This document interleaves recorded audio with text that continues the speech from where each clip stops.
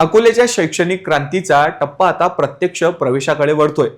केंद्रीय विद्यालयात प्रवेश कसा मिळणार आणि शिक्षण पद्धती कशी असेल जाणून घेऊया आजच्या विशेष भागात।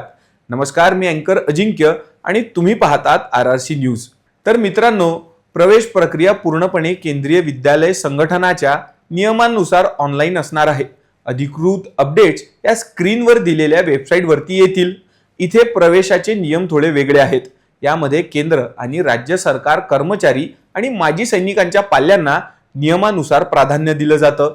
उरलेल्या जागांसाठी पारदर्शक पद्धतीने लॉटरी काढली जाईल, त्यामुळे प्रत्येक पालकाला संधी मिळण्याची शक्यता असते। आता अनेकांना प्रश्न पडला की इथे शिक्षण कसं असेल, तर हे विद्यालय CBSE म्हणजे केंद्रीय माध्यमिक शिक्षण मंडळ बोर्डाच्या संलग्न आहे।